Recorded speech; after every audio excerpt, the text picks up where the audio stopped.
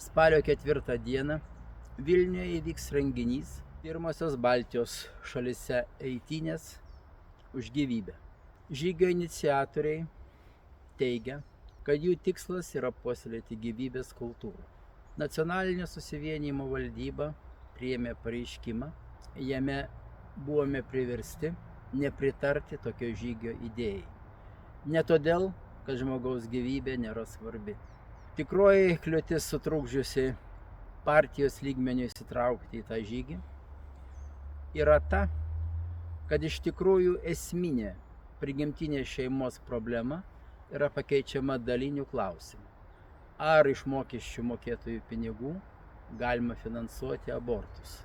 Pats klausimas yra svarbus ir atsakymas į jį būtų vienareikšmis.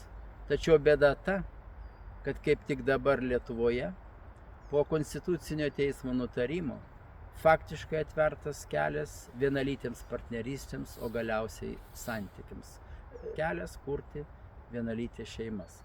Manytume, kad būtent toks žygis, kuris yra griežtai apolitiškas, kaip tik atitraukia dėmesį nuo esminės problemos. Ir manytume, kad visuomenės jėgas reikia mobilizuoti vis tik tikroms problemams spręsti.